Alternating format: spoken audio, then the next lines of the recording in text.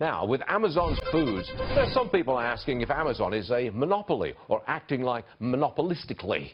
Should it be broken up?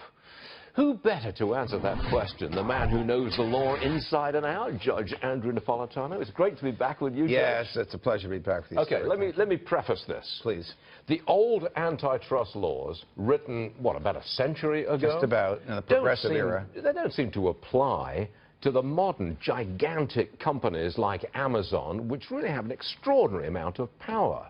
So should we update the antitrust rules and take Amazon apart? Most people would say no to updating the law, but what needs to be examined is the way the law is being interpreted. So there are three ways that the courts have used to decide whether or not a company is a monopoly. One is market share, difficult with Amazon because there's so many different markets.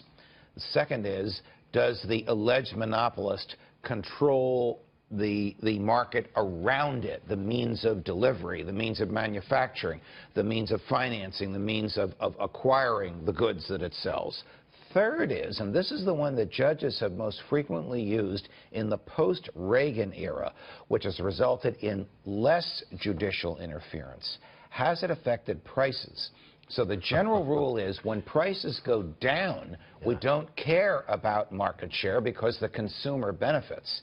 So Jeff Bezos lowers the price of lettuce. Is he doing it because he wants, I'm just hypothetical, because he wants to sell more lettuce, or he wants to put other lettuce sellers out of business who can't possibly afford to sell it at that price? That would be a judicial inquiry, and depending upon his motivation would determine whether or not they're going to go after him. Well, there are grounds to go after him. There are. But adding to this is the president has not yet filled the seats on the Federal Trade Commission, which theoretically has to approve this acquisition. Cast your mind. I'm sorry, I keep interrupting you.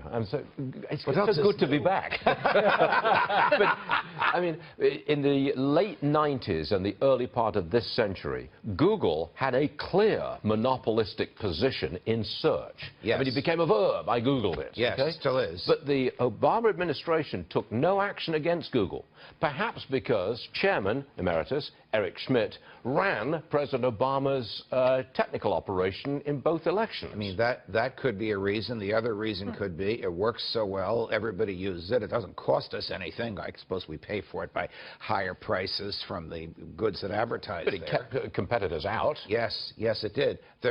Under one of those theories, then, market share, not prices, market share, the Justice Department could intervene. So you're probably not going to have an aggressive Justice Department under Jeff Sessions in this area. But if you did, they would have to persuade the courts which way to look at it. Market share, control of the industry around it, or prices. Of course, Jeff Bezos owns the Washington Post, which is the principal vehicle of contempt for President Trump. Yes. It's quite easy to see this president turn around and say, you know, Jeff, you might have an antitrust problem. I would hope not. I would hope that Jeff's political views, as antithetical as they may be to yours and ours, and most people watching us, would be protected speech. Yeah, Judge. It's nice to be back.